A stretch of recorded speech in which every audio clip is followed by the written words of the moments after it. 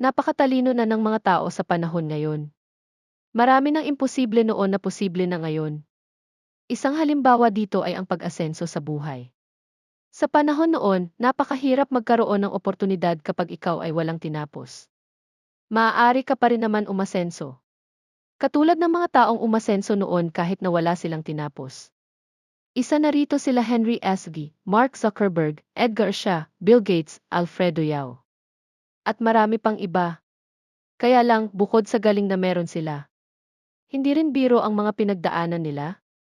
Samantalang sa panahon ngayon, kahit tambay ka lang, basta meron kang Android phone at internet connection at malikot na pag-iisip. Ang iba ay malibog na pag-iisip. Tamaan sa pool. Maaari ka ng umasenso sa buhay. Pero hindi naman nangangahulugang na dahil maaari ka ng umasenso sa mga bagay na meron sa panahon ngayon ay dapat ka ng maging tamad o huminto sa pag-aaral.